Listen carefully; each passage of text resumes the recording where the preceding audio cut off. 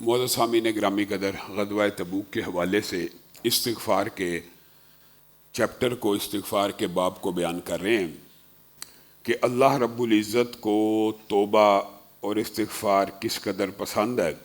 نبی کریم صلی اللہ علیہ وسلم کی ایک حدیث اس بارے میں دلالت کرتی ہے کہ ایک ایسا شخص جو کسی صحرا میں ہو یا جنگل میں ہو، مفہوم یہ ہے اپنی سواری کے ساتھ ہو اور اس کے اوپر سامان لدا ہوا ہو، کھانے پینے کا، تمام زندگی گزارنے کی اشیاء اس کے اوپر لدی ہوئی ہوں، اور اچانک وہ اس سے گم ہو جائے اور پھر اس کو اپنی موت سامنے نظر آنے لگے کہ اگر وہ کھانے پینے کا سامان نہ ہوا، سواری نہ ہوئی، اونٹ نہ ہوا تو میں تو مر جاؤں گا، اور وہ اسی کشمکش میں ہے اور زندگی کی خاطر جنگ لڑ رہا ہے کہ کہیں نہ کہیں سے میرا سامان مل جائے۔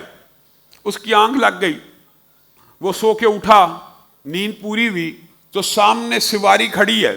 وہ جو اس انداز میں سویا تھا کہ میرے آخری دم ہے اور اب شاید میری آنکھ کھلے بھی نہ اور میں بس مرنے ہی والا ہوں، اچانک آنکھ کھلی، سارا کا سارا سامان سامنے موجود ہے، سواری موجود ہے، کھانے پینے کی اشیاء موجود ہے، تو اس کے منہ سے خوشی کے اور فرحت کے اور جذبات سے یہ الفاظ نکلتے ہیں، اے اللہ میں تیرا رب اور تو میرا بندہ۔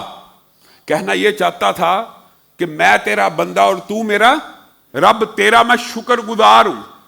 یہ رسول اللہ صلی اللہ علیہ وسلم نے کیفیت بیان کی ہے، کس وقت کی، کس لمحے کی۔ سبحان اللہ، اگر انسان کو سمجھ آ جائے تو انسان کی زندگی میں انقلاب آ جائے۔ رسول اللہ نے کہا یہ جو فرحت اور شادمانی کی کیفیت اس کی سامان دیکھ کے ہوئی کہ وہ بوکھلا گیا اور اس کے منہ سے الٹے سیدھے الفاظ نکلنے لگے۔ جب بھی کوئی گناہ گار بندہ اللہ رب العزت کے سامنے ہاتھوں کو پھیلا کر توبہ کرتا ہے تو اللہ رب العزت اس بندے کی کیفیت سے بھی زیادہ خوش ہو جاتے ہیں۔ اللہ آگے پیچھے الفاظ بول سکتے ہیں؟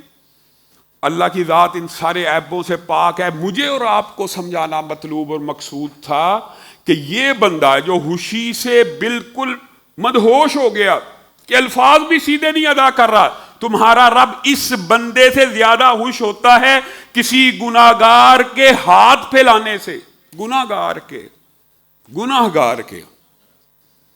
یہاں پہ اگر بندہ غور کر لے کہ جو بندہ اللہ کی نافرمانی کرنے والا ہے، اللہ کو ناخوش کرنے والا ہے، اللہ رب العزت کے احکامات کو توڑ کر اللہ سے بغاوت کر چکا ہے، وہ اللہ کی بارگاہ میں آگے ہاتھ پھیلا رہا ہے کہ معاف کر دے، رب اتنا خوش ہے، تو وہ بندہ جو اللہ کا فرما بردار ہو، جو اللہ کا تابع دار ہو، جو اللہ کے ہر حکم کی پیروی کرتا ہو، وہ اللہ کے سامنے ہاتھوں کو پھیلائے تو اس کے رب کے عطا کرنے کی یا خوشی کی کیا کیفیت ہوگی؟ اگر گناہ گار بندے کے اوپر خوشی کی یہ کیفیت ہے، بندہ مومن میں جو خوبیاں ہیں یا بندہ مومن کی جو مقام ہے اللہ رب العزت کے سامنے، ہمارے موضوع سے متعلق بات نہیں، صرف ایک دو جملے کہوں گا۔ محدثین نے لکھا انسان کو یا بندہ مومن کو اللہ کے سامنے جو اس کی حیثیت ہے اس کا ادراک اور شعور نہیں ہے، اس کا ادراک اور شعور ہی نہیں ہے۔ حقیقت تو یہ ہے کہ بعض حدیثیں اس بات کے اوپر دلالت کرتی ہیں کہ بندہ مومن کا اپنے رب کے ساتھ اتنا گہرا تعلق ہوتا ہے کہ اس کو صحیح معنوں میں ادراک اور شعور ہو جائے۔ ویسے بھی مومن اللہ ہی کے اوپر اعتماد اور توکل کرتا ہے تو پھر اس کی زندگی میں کوئی لمحہ بھی اللہ کی یاد سے غافل نہ گزرے، کوئی لمحہ بھی۔ مومن ہونے کے باوجود بھی انسان دنیا کے معاملات میں، دوستوں کے اندر گپ شپ، یہ چیزیں اسلام میں جائز ہیں فیملی کے ساتھ، لیکن جو مقام بندہ مومن کا اللہ کے ہاں ہے، بندہ مومن کو خود بھی ادراک اور شعور اس کا نہیں ہوتا۔ یہ حدیث بہرحال تھوڑا سا ادراک اور شعور انسان کے دماغ میں ڈال دیتی ہے کہ گناہ گار بندے کے ہاتھ اٹھانے پہ رب اتنا خوش ہے تو بندہ مومن کے ہاتھ اٹھانے پہ آپ کا رب کتنا خوش ہوگا، اور ہوتا ہے۔ ہاں یہ بات درست ہے، جو بات گزشتہ خطبے میں بھی آپ کے سامنے رکھی، آج اس بات کو بڑھانا ہے کہ ایک بندہ اپنے گناہ کے اوپر نادم بھی ہے یا نہیں ہے، توبہ کی نیت بھی ہے یا نہیں ہے، رسول اللہ صلی اللہ علیہ وسلم کے صحابہ خود بیان کرتے ہیں کہ اے اللہ کے بندو، رسول اللہ کے دور میں جس گناہ کو، ابھی یہ رسول اللہ کا دور ہے صحابہ کا، آج کا کیا اندازہ لگانا، اس دور کی بات ہے کہ جن گناہوں کو ہم پہاڑ جتنا بڑا سمجھا کرتے تھے، تم لوگ اس کو کرتے اور تمہارے سر پہ جوں بھی نہیں رینگتی۔ مفہوم یہ ہے کہ رسول اللہ کے دور میں جن گناہوں کو ہم بہت بڑا بڑا گناہ سمجھتے تھے، آج تم کر لیتے ہو۔ اور بندہ مومن جب کوئی گناہ کرتا ہے اس کو لگتا ہے میں پہاڑ کے نیچے دبنے والا ہوں، پہاڑ ہی میرے اوپر آ کے گرنے والا ہے، میں اللہ کے عذاب میں مبتلا ہونے والا ہوں۔ اور بندہ فاسق و فاجر جب کوئی گناہ کرتا ہے اس کو ایسے محسوس ہوتا ہے کہ ناک کے اوپر مکھی بیٹھی ہے، بس وہ اس کو اڑا دیتے۔ ندامت گناہوں کی توبہ کے لیے ایک بہت بڑی شرط ہے۔ کئی مرتبہ انسان توبہ کرتا ہے اللہ کے خوف سے، لیکن اس گناہ کے اوپر جو حق ہے نادم ہونے کا، شرمندہ ہونے کا، اللہ کی حدود کو پامال کرنے کا، اس کو ادا نہیں کرتا۔ تو دو واقعات اس حوالے سے احادیث میں جو آتے ہیں وہ بڑے اہم ہیں۔ ایک حضرت ماعز رضی اللہ تعالیٰ عنہ کا۔ حضرت ماعز رسول اللہ صلی اللہ علیہ وسلم کی بارگاہ پہ آئے اور ندامت کیسی ہے، کہ اللہ کے رسول مجھے پاک کر دیجئے۔ کیا ہوا؟ اے اللہ کے رسول مجھے پاک کر دیجئے۔ مفہوم آپ کے سامنے، کیا مسئلہ ہے؟ اے اللہ کے رسول مجھے پاک کر دیجئے، کس چیز سے؟ غلطی کر بیٹھا ہوں۔ کیا غلطی؟ زنا کر بیٹھا ہوں۔ رسول اللہ صلی اللہ علیہ وسلم نے کہا صحابہ کو کھڑے ہو، اس کا منہ سونگو۔ شراب تو نہیں پی ہوئی، نشے کی حالت میں تو نہیں ہے۔ رسول اللہ اس کو واپس بھیجنا چاہ رہے ہیں بار بار، وہ بار بار کہتے ہیں مجھ سے گناہ ہو گیا ہے، مجھے پاک صاف کر دیجئے، راتوں کو نیند نہیں آتی، اس کا منہ سونگو۔ منہ سونگا گیا۔ اے اللہ کے رسول ہوش و حواس میں ہیں، کوئی نشے کے اثرات موجود نہیں ہے۔ اے ماعز کیا سچ کہہ رہا ہے؟ جی ہاں۔ جاؤ اس کو سنسار کر دو، جاؤ اس کو سنسار کر دو۔ حضرت ماعز کو سنسار کیا گیا۔ صحابہ دو گروہوں میں بٹ گئے، صحابہ کے دو گروہ بن گئے۔ اور صحابہ کا اختلاف ہو جانا کسی مسئلے کے اوپر یہ کوئی اچنبے کی بات نہیں ہے، انسانی فطرت ہے۔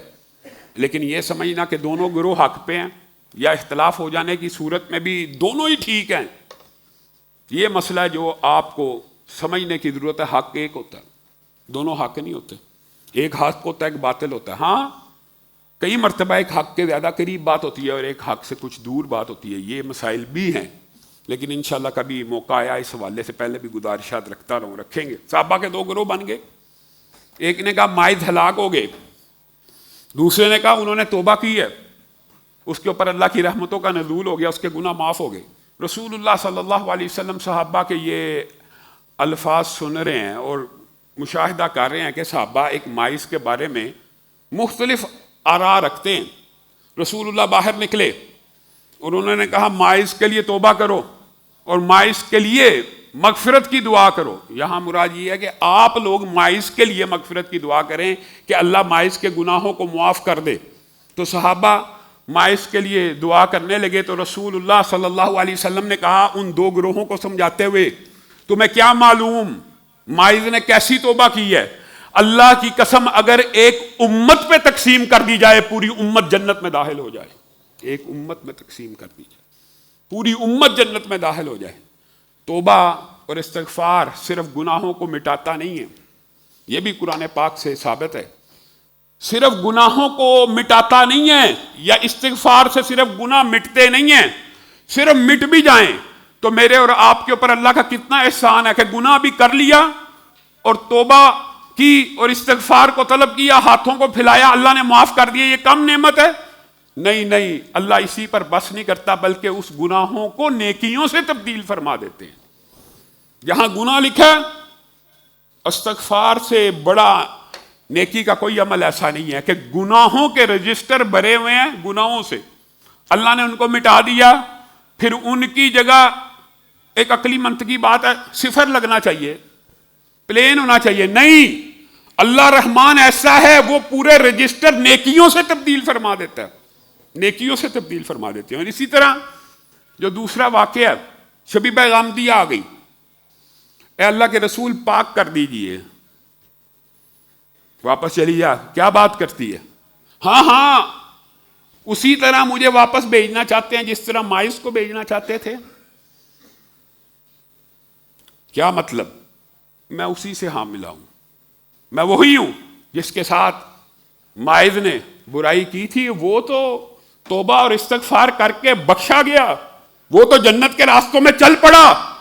اب میری کیفیت یہ ہے، میں راتوں کو اٹھتی ہوں نیند نہیں آتی، اب میں بے چین ہوں۔ مفہوم یہ ہے اب میں بے تاب ہوں کہ وہ تو جنت کے راستوں پہ چل پڑا، گناہ کرنے کے بعد توبہ اور استغفار کر کے اپنی جسم کے اوپر حد کو لگوا لیا، اور میں ہی بدبخت رہ گئی ہوں جو گناہوں کو جھیل رہی ہوں، جو اس عذاب کو سہ رہی ہوں۔ میں ہی ہوں وہ جس سے مائز نے برائی کا ارتکاب کیا تھا۔ اچھا پھر ایسا کر، نتیجہ ظاہر ہونے دے، کیونکہ اگر نتیجہ ظاہر ہوا تو اس بچے کا کیا قصور؟ اگر تو حمل سے ہو گئی، اس بچے کا کیا قصور کہ اس کو بھی تیرے ساتھ قتل کر دیا جائے؟ کچھ عرصہ گزرا، رسول اللہ صلی اللہ علیہ وسلم کی بارگاہ میں آئیں اور آ کے کہنے لگی طہرنی، اے اللہ کے رسول پاک کر دیجئے، حمل ظاہر ہو چکا ہے۔ کہا اس بچے کا کیا قصور؟ جب تک جنے گی نہیں واپس مت آنا۔ بچہ جنا، اسی دن اٹھائے ہوئے لے آئیں، اللہ کے رسول اب تو پاک کر دیجئے۔ 9 ماہ گزر گئے، راتوں کو نیند۔ یہ ندامت، اگر گناہ کے اوپر یہ ندامت ہے تو گناہ نیکیوں سے بدلے جائیں گے انشاءاللہ۔ یہ ندامت، یہ گریہ، یہ آنسوؤں کا پھینکنا، یہ تضرع، یہ گڑ گڑانا مطلوب ہے اللہ کو۔ گناہ ہو گئے، انسانی فطرت ہے، طبیعت ہے، مزاج ہے، گناہ ہو گیا، غلبہ آ گیا شیطان کا، لیکن اس کے بعد گڑ گڑانا اور اس کے اوپر نادم ہو جانا۔ پہلے دن کے بچے کو اٹھا کے لے، اس بچے کا کیا قصور؟ اس کو دودھ کون پلائے گا؟ اس وقت تک واپس نہ آنا جب تلک یہ روٹی کھانے کے قابل نہ ہو جائے۔ اور صحابہ نے اور محدثین نے عجیب یہاں پہ جملے لکھے ہیں۔ ماں نے گناہوں کے اوپر ایسی نادم تھی، ایسی عمدہ ٹریننگ کی، بچہ 6 ماہ کا نہیں تھا، وہ روٹی اپنے ہاتھ سے کھانے لگا، ایسی ٹریننگ کی۔ پھر اللہ کے نبی کے حضور آئیں اور کہنے لگی اب تو پاک کر دیجئے۔ رسول اللہ نے کہا جاؤ اس کو سنسار کر دیا جائے، بچے کی کفالت فلاں کرے گا۔ سنسار کیا گیا، پتھر پھینکے گئے۔ ایک پتھر ان کے سر مبارک پہ لگا، خون کا ایک فوارہ چھوٹا اور وہ حضرت خالد ابن ولید کے کپڑوں کو تر کر گیا۔ حضرت خالد ابن ولید جلادی قبیلت کے آدمی تھے۔ خالد ابن ولید کہنے لگے ناپاک عورت جاتے جاتے مجھے بھی ناپاک کر گئی۔ رسول اللہ صلی اللہ علیہ وسلم تیزی سے آگے بڑھے، پیشانی شکن آلود ہو گئی۔ کہا خالد تو نے کتنی تلخ بات کی ہے، تو نے کتنی کڑوی بات کی ہے۔ شبیبہ غامدیہ نے ایسی توبہ کی ہے، اللہ کی قسم کوئی ظالم ٹیکس لینے والا جو لوگوں کے مالوں کو ہڑپ کرنے والا ہو، وہ بھی اگر توبہ کرے اللہ اس کے بھی گناہوں کو معاف کر دے۔ تو شبیبہ غامدیہ کے بارے میں یہ خیالات رکھتا ہے۔ یہ جو اسلامی سزاؤں کے بارے میں تصور موجود ہے کہ یہ جی وحشیانہ سزائیں ہیں، یہ جی قرون اولیٰ کی، پہاڑ کے دور کی یہ سزائیں وحشیانہ ہیں، یہ انسان کے جسموں کو گناہوں سے پاک کرنے والی ہیں۔ آپ کا ذہن صرف اس بات کے اوپر مرکوز ہونا چاہیے۔ رسول اللہ کے دور میں یہ مائد اسلمی، شبیبہ غامدیہ اور وہ نوجوان جس میں رسول اللہ صلی اللہ علیہ وسلم کے پاس مقدمہ آیا لا قضین بینکما بکتاب اللہ، جہاں پہ رسول اللہ صلی اللہ علیہ وسلم نے کہا تھا ہاں میں تمہارے درمیان اللہ کی کتاب سے فیصلہ کروں گا۔ ان واقعات کے علاوہ یہاں پہ آپ نے صرف ایک بات کو غور کرنا، اور یہ بات کر کے ہم آگے بڑھیں گے۔ رسول اللہ نے جب اسلام کو ریاست کے اوپر نافذ کر دیا، جب مدینہ اسلامی ریاست بن گئی، تو ان واقعات کے بعد، ان واقعات کے علاوہ، اور یہ تینوں واقعات، ان تینوں میں ایک چیز کامن ہے، وہ کیا ہے؟ اقرار گناہ، اقرار ہے، اور اپنے آپ کو خود سزا کے لیے پیش کرنا ہے۔ تیسرے میں اگرچہ غلام نے آ کے شکایت لگائی، لیکن عورت سے جب پوچھا گیا، انیس نے جا کے جب انس نے پوچھا تو اس نے اقرار کیا آپ بتائیے کہ رسول اللہ کی پوری زندگی کے اندر یہ واقعات جو رونما ہوئے، کیا اس اسلامی ریاست میں ایک واقعہ بھی اقرار جرم کے علاوہ حد کی سزا کو نافذ کرتا ہوا نظر آتا ہے؟ یہ بات شاید آپ کی سمجھ میں نہیں آئی۔ جب اسلامی نظام قائم ہو جائے، جب اسلامی معاشرے قائم ہو جاتے ہیں، تو اللہ کی قسم زنا اور برائیاں معاشرے سے ایسے ختم ہو جاتی ہیں کہ ان کے اوپر کوئی گواہ بھی نہیں ملتا۔ اگر کوئی اپنے آپ کو سزا کے لیے پیش کرتا ہے تو اسے خود اقرار کرنا پڑتا ہے۔ اور اسلامی معاشرہ اور اسلامی نظام حکومت اور اسلامی سسٹم یہ ہے کہ ایک دفعہ آیا، معاشرے میں ایک حد بھی 4 گواہوں کے اوپر نہیں لگی۔ آج آپ 4 گواہ، آج آپ انٹرنیٹ سے ویڈیوز اٹھائیں، لاکھوں گواہ ہیں گندی اور فحش ویڈیوز کے بارے میں۔ مجھے احباب بھی بتاتے ہیں اور سرویز موجود ہیں، 9 ملین 10 ملین نہیں، 100 ملین ویوز ہوتے ہیں گندی ویڈیوز کے، 100 ویوز، جس کے اندر برائی ہو رہی ہوتی ہے، اس کے گواہ 4 نہیں ہیں، 100 ملین گواہ۔ اور اسلامی معاشرے میں جب اسلام نافذ ہو جاتا ہے، آپ کو 4 گواہ پوری ریاست مدینہ میں کبھی نظر نہیں آئے کسی برائی کے اوپر، 4 گواہ بھی۔ یہاں پہ 100 ملین گواہ موجود ہیں۔ اور اگر کسی نے بالفرض یہ گناہ کر لیا تو اس کو راتوں کو نیند نہیں آ رہی، وہ اس گناہ کی شدت اور اس گناہ کے احساس میں اس طرح مبتلا ہو رہا ہے کہ رضا کرانہ طور کے اوپر اپنے آپ کو پیش کر رہا ہے کہ میرے پہ حد کو نافذ کر دیا جائے۔ اب یہاں پہ بہت سے اسکالرز آف ڈالرز یہ سمجھتے ہیں کہ اسلامی نظام جب وہ 1400 سال پہلے آیا تھا تب یہ تھا کہ معاشرے سے برائی ختم ہو گئی، شراب ختم ہو گیا، چوری ختم ہو گئی، ڈکیتی ختم ہو گئی، زنا مٹ گیا۔ یہ افسوس اور دکھ کی بات ہے۔ حالانکہ اسلام ایک کلیہ ہے، ایک قاعدہ ہے، ایک قانون ہے، ایک دستور ہے۔ یہ اللہ نے قانون اور دستور بنایا، یہ عام فہم بات ہے، کوئی راکٹ سائنس نہیں ہے۔ 2 ہائیڈروجن کے آئٹم، 1 آکسیجن کا آئٹم ملے تو ہمیشہ کیا بنے گا؟ پانی، ہمیشہ پانی بنے گا۔ کیا کوئی بندہ کہہ سکتا نہیں 2 ہائیڈروجن کے اور آکسیجن کے اب ملیں گے تو اب نہیں بنے گا؟ 1400 سال پہلے تو پانی بنے گا، اب نہیں بنے گا۔ یہ اسی طرح کی جہالت والی بات ہے کہ 1400 سال پہلے تو اسلامی نظام آیا تھا تو معاشرے سے برائی ختم ہوگی تھی، اب آئے گا، اب نہیں ہوگی۔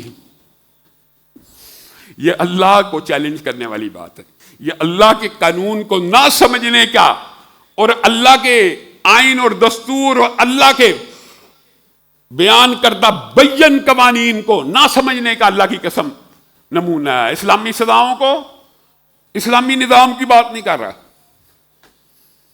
کتنی عجیب بات ہے، کیسی عقل ہے آج کل کے بعض مغرب زدہ اسکالر اور الہاد زدہ اسکالر ہیں دین کے، ان کے ذہن میں یہی بات نہیں آتی کہ اسلام کا ایک جز ہے، پورا دین نہیں ہے۔ اسلامی سزائیں جو ہے نا، بعض لوگ سمجھتے ہیں مکمل اسلام ہے، اسلام کا 1% ہے۔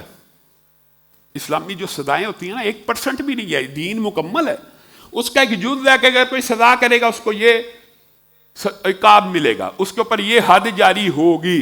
یہ 1% جز اگر معاشرے کے اوپر نافذ ہو جائے، رسول اللہ صلی اللہ علیہ وسلم نے فرمایا اللہ کی حدوں میں سے کوئی ایک حد جب زمین کی پشت کے اوپر نافذ کر دی جاتی ہے تو آسمان سے اگر 40 دن پے در پہ رحمت والی بارش ہو، جتنی برکتیں اس میں نازل ہوتی ہیں، اس ایک حد سے اس سے زیادہ برکتیں نازل ہوتی ہیں، ایک جز کے اوپر۔ اور آپ کہتے ہیں نہیں جی اب آئے گا، تو وہ یار یہ 1400 سال پرانی باتیں ہیں، تب ٹھیک ہو گیا تھا سسٹم، اب نہیں ہوگا۔ آج کے دور کے اندر وہ ممالک جہاں پہ اسلامی حدوں کا نفاذ ہے، صرف اسلامی نظام کے ایک جز کا نفاذ ہے کہ چوری کرے گا ہاتھ کو کاٹ ڈالا جائے گا۔ عجیب دکھ ہوتا ہے بعض لوگوں کی عقل کے اوپر، قتل کرے گا۔ پاکستان میں بھی سزائے موت ہے کہ نہیں ہے؟ سزائے موت ہے نا، پھانسی دے دی جاتی ہے۔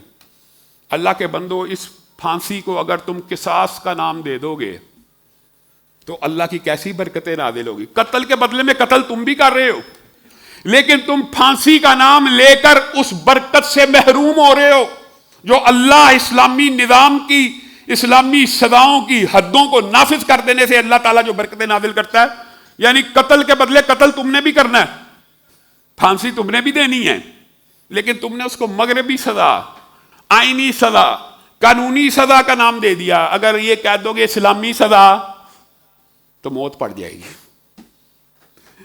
اسلامی سزا جی کہو گے تو جی کیپٹل پنشمنٹ، جی مغرب ناراض ہوتا ہے، جی مغرب کے اندر چلے جاؤ وہاں پہ بھی کیپٹل پنشمنٹ موجود ہے۔ ہمارے ملکوں کے اوپر ایسے غلام ہیں، کیپٹل پنشمنٹ نہیں ہونی چاہیے جی، کیوں نہیں ہونی چاہیے جی؟ فلاں یورپ ہے، امریکہ چلے جاؤ وہاں پہ ریاستوں کے اندر قوانین موجود ہیں کہ اس جرم کی سزا سزائے موت ہے۔ اللہ کے بندو آج بھی اسلامی نظام آئے تو اللہ کی قسم نتیجہ وہی نکلے گا کہ تم برائی کو ڈھونڈنے نکلو گے، تمہیں کسی برائی کے اوپر چار گواہ نظر نہیں آئیں گے۔ ہاں معاشرہ ایسا پکیزہ، مطہر، پاک اور صاف ہو جائے گا کہ کوئی زنا کر بھی بیٹھے گا اس کو راتوں کو نیند نہیں آئے گی، وہ خود اپنے آپ کے اوپر حد کو نافذ کرنے کے لیے پیش کرے گا۔ یہ 1400 سال پہلے نہیں، یہ آج بھی اسلامی نظام قائم ہوگا، یہی رزلٹ نکلے گا۔ اس کی سب سے بڑی مثال آج جن ممالک میں صرف اسلامی سزائیں موجود ہیں، اٹھائیے سعودی عرب، انٹرنیٹ موجود ہے۔ بعض لوگ یہ کہیں گے یہ جی یہ تو ہے جی وہابی اہل حدیث سعودی عرب کی حمایت کرتے ہیں۔ اٹھائیے انٹرنیٹ، سعودی عرب میں اسلامی سزائیں نافذ ہیں، اور جب قتل کے بدلے میں قتل کیا جاتا ہے وہ یہ نہیں کہتے کہ اس کو جی قتل کے بدلے میں مغربی طور کے اوپر قتل کر دیا گیا یا کہ کر دیا گیا یا قانونی طور پہ آئینی طور، وہ کہتے ہیں قصاصاً قتل کر دیا گیا ہے، چور کے ہاتھ کو کاٹ ڈالا جاتا ہے۔ اٹھائیے سروے کیجئے، پورے سعودی عرب میں ایک سال میں جتنے جرائم ہوتے ہیں، ایک سال پورے میں نیو یارک سٹی میں 12 گھنٹے کی ایک رات میں اس سے زیادہ جرائم ہوتے ہیں۔ کیا موازنہ ہے اسلامی نظام اور اسلامی سزاؤں اور اسلامی قوانین کے ایک جز کا بھی؟ اور یہ صرف سعودی عرب کی مثال نہیں ہے، جائیے کویت، قطر، UAE، اٹھائیے جن ممالک نے اسلام کے ساتھ کسی نہ کسی طرح صرف چلو حدوں کے معاملے میں بھی اسلامی قوانین کو زندہ کیا، کیا آسمان سے برکتوں کا نزول نہیں ہو رہا؟ کیا آپ یہ سمجھتے ہیں عرب ہمارے سے زیادہ انٹلیکچوئل ہیں یا زیادہ جینیس ہیں یا ان کے پاس زیادہ صلاحیت ہے؟ اللہ کی قسم پاکستانی قوم زیادہ انٹلیکچوئل ہے، زیادہ ذہین ہے، لیکن معیشت کا بیڑا غرق ہے، جرائم میں آگے ہیں۔ کیوں؟ اللہ کی برکت ہی نہیں ہے۔ اور وہ ممالک جن کے پاس کچھ بھی نہیں، اسلامی حدوں کو صرف نافذ کیا ہوا ہے، آسمان سے بھی برکتیں نازل ہو رہی ہیں، زمین بھی سونا اگل رہی ہے، بیٹھے ہیں، پٹرول بھی نکل رہا ہے۔ اور یہ اللہ رب العزت کا وعدہ، یہ وہی بات ہے، لوگ یہ سمجھتے ہیں یار یہ نیچرل ہو گیا جی، عربوں کے پاس سے یہ نکل آیا جی، یہ آپ سب چیز اس طرح بس سمجھتے ہیں کہ فطرتی طور پہ، قدرتی طور پہ ہو گیا۔ اللہ کی قسم یہ اسلامی نظام کی برکتیں آپ پاکستان کے اندر آج بھی اسلامی نظام کی ابتدا کریں، چلیں اسلامی سزاؤں سے ہی کر لیں تو اللہ کی برکتوں کا نزول نہ ہو۔ چلیں آپ کو اس سے بھی ایک بڑی مثال دیتا ہوں۔ قولوا لا الہ الا اللہ، اللہ کے رسول نے یہ کہا تھا نا کہ کہو لا الہ الا اللہ تفلحو، کامیاب ہو جاؤ گے، تملک العرب والعجم، عرب و عجم کی حکومتیں مل جائیں گی۔ اس خطے میں 1400 برس کے بعد ایک قائد اور لیڈر نے اس نعرے کو لگایا، پاکستان کا مطلب کیا؟ لا الہ الا اللہ۔ بتائیے کیا صرف عرب کی زمینوں کے اوپر لا الہ الا اللہ کی بنیاد کے اوپر اسلامی ریاستیں قائم ہوئی ہیں؟ آپ خود اس خطے میں بیٹھے ہیں کہ جس خطے میں جب آپ نے لا الہ الا اللہ کا نعرہ بلند کیا تو عجم کی حکومت بھی مل گئی۔ کیا پاکستان کی حکومت نہیں ملی مسلمانوں کو؟ ملی ہے، وعدہ اللہ سے کیا تھا، لا الہ الا اللہ کی بنیاد کے اوپر وطن مل گیا، یو ٹرن لے لیا۔ اسلام کی کوئی شک نافذ نہیں، اسلام کا کوئی قانون نافذ نہیں، اسلام کی کوئی سزا نافذ نہیں۔ آج بھی اسلام کی کوئی شک، کوئی قانون، کوئی جز نافذ کریں، اللہ کی قسم آسمان سے بھی برکتیں نازل ہوں گی، زمین بھی سونا اگلے گی۔ یہ ایک زمین ایک جیسی ہے، اللہ کی مرضی ہے کہاں سے پٹرول نکالنا، کہاں سے سونا نکالنا، یہ اللہ کے ہاتھ میں خزانے ہیں۔ اللہ کے ہاتھ میں. آپ یہ سوچتے ہیں کہ اب 1400 سال پرانے کا جو سسٹم ہے اب اس کو تبدیل ہونا چاہیے. بھائی وہ اللہ کو نہیں پتا کہ 1400 سال پہلے کے لوگ کیسے تھے, قیامت تک کے لوگ کیسے آنے ہیں؟ اللہ نے پورے انسانیت کے لیے رسول بنا کے نہیں بھیجا. اللہ تعالیٰ نے قیامت تک کے لیے یہ کتاب ہدایت نہیں, اللہ کو مشورے دے رہے ہیں کہ 1400 سال پہلے جو سسٹم تھا نا, اللہ کو مشورہ. یہ انکار نہیں ہے, یہ اللہ کو مشورہ ہوتا ہے کہ وہ جو 1400 سال پہلے جو سسٹم تھا اس میں کچھ تبدیلی ہونی چاہیے. اللہ کو نہیں پتا, ان کو پتا مولویوں کو جو تازہ ٹی وی کے اوپر بیٹھ کے فلسفے جاڑتے ہیں, انکار حدیث کے, غامدیت کے پروان چڑھانے والے. ان کو پتا, اللہ کو معلوم نہیں تھا. ندامت اور توبہ کا آپس میں بڑا گہرا تعلق ہے. جب انسان ہاتھوں کو اٹھاتا ہے نادم ہو کے, گڑ گڑا کے, اور یہ گڑ گڑانا اور ندامت کے آنسو بہانا یہ بھی قرآن پاک سے ثابت ہے.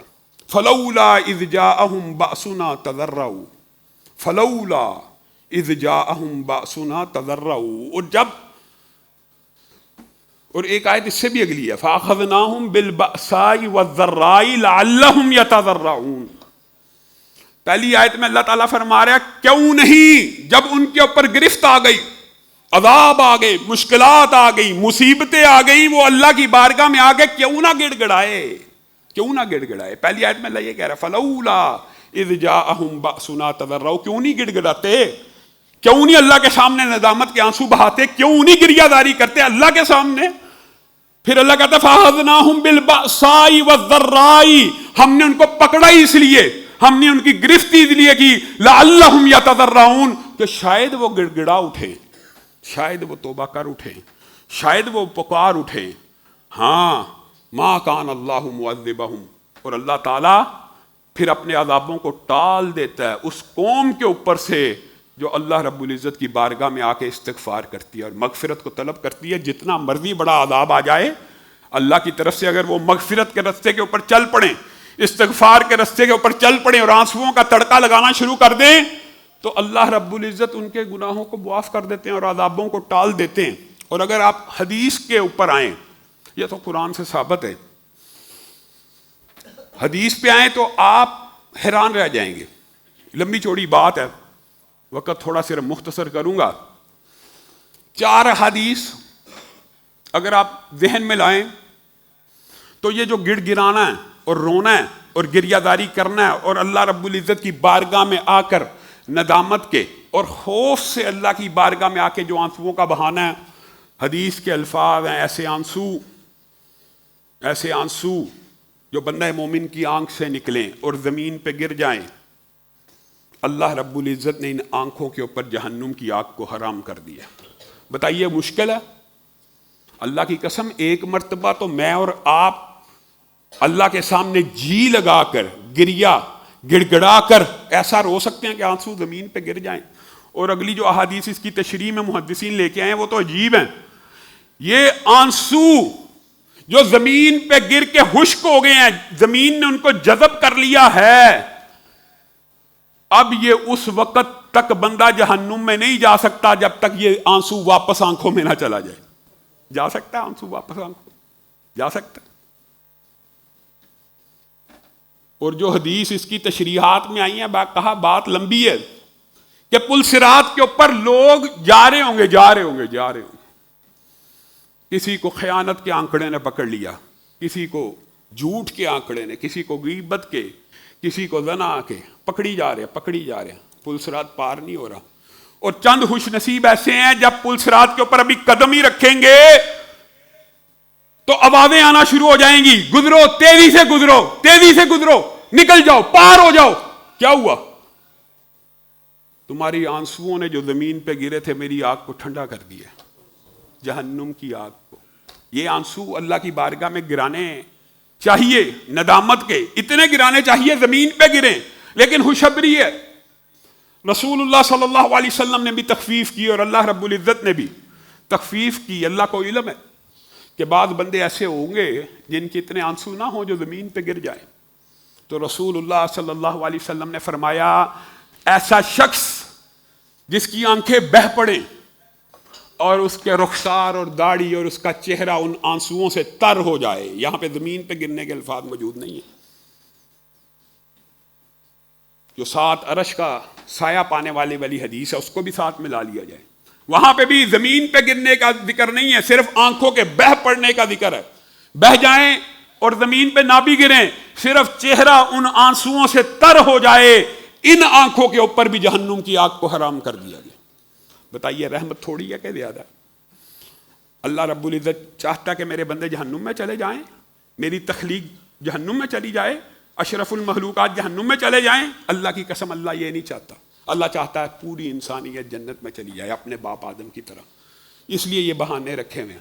اور سنن ابن ماجہ کی حدیث روایت میں کچھ کمزوری ہے, لیکن اس باب کی دیگر روایات اس کو تقویت پہنچاتی ہیں کہ آنسو اتنے نہ آئے کہ زمین پہ گرے, اور نہ اتنے آئے کہ چہرہ تر ہو گیا. آنسو اتنا آیا کہ مکھی کا جو حجم ہوتا ہے, مکھی کا حجم, عام جو مکھی ہے, اتنے حجم کا آنسو آنکھ کے اندر رہ گیا. یعنی جس کو ہم کہتے ہیں نا آنکھیں تر ہو گئی, آنکھیں بھیگ گئی. اردو کے محاورے میں عام آتا ہے کہ آنسو بہ نہیں رہے لیکن آنکھوں کے اندر پانی موجود ہے. اللہ کے خوف سے, ندامت سے, اپنے گناہوں کی شرمندگی پر اگر اتنا آنسو آنکھ کے اندر آ جائے جتنا مکھی کا سر ہے اور مکھی کا حجم ہے, ان آنکھوں کے اوپر بھی جہنم کی آگ حرام ہے. اللہ کی رحمت کم ہے کہ زیادہ؟ اس سے بھی زیادہ ہے, اس سے بھی زیادہ ہے. کچھ ایسے شقی القلب ہوں گے, علماء, انبیاء, اولیاء, صدیقین, شہداء, ان کے سامنے یہ باب بیان کرتے ہوں گے لیکن ان کے دل سخت ہیں, نہ آنسو آ رہے ہیں, نہ زمین پہ گر رہے ہیں, نہ چہرے پہ, نہ آنکھوں میں پانی آ رہا ہے. کیا کریں؟ سبحان اللہ. اگر بندہ ان روایات کی طرف دیکھے تو اللہ کی رحمت پہ قربان جائے. وہ بندہ اپنا چہرہ رونے والا بنا لے. اور حضرت عمر کی روایت بدر کے قیدیوں کی آپ کے سامنے سیرت کے باب میں رکھی تھی, آپ کے ذہن میں وہ بات. مجھے بھی بتاؤ کس بات پہ رو رہے ہو, اگر نہیں بتاتے تو کم از کم میں بھی رونے والا چہرہ ہی بنا لوں. تو رسول اللہ صلی اللہ علیہ وسلم کے فرامین اس بات کے اوپر بھی دلالت کرتے ہیں کہ جو بندہ خلوص نیت کے ساتھ نادم ہے, شرمندہ ہے, اللہ کے خوف میں مبتلا ہے, آنسو نہیں بھی آ رہے, تو آرٹیفیشلی, بناوٹی اپنا چہرہ رونے والا بنا لے, عاجزی کا اظہار, گڑ گڑانے کا اظہار اپنے رب کے سامنے اپنے آنسوؤں کے بغیر صرف چہرے سے کر لے, اللہ رب العزت اس چہرے کو بھی جہنم کی آگ سے محفوظ فرما دیں گے. بتائیے اور کیا چاہیے؟ اور بھی کچھ چاہیے؟ اگر پھر بھی بندہ اللہ رب العزت کی بارگاہ میں آ کے اپنے گناہوں کی معافی طلب نہ کرے تو یہ بندہ بے وقوف ہے, یہ بندہ خطا کار اور سیاکار ہے. اس کا ضمیر نہیں جاگا. جس کا ضمیر جاگ گیا اس کے صرف گناہ معاف نہیں ہوں گے بلکہ اس کے گناہوں کو اللہ رب العزت نیکیوں سے بدل دے گا. اللہ رب العزت جو کہا گیا, جو سنا گیا, اس کو سمجھنے کی توفیق عنایت فرمائے.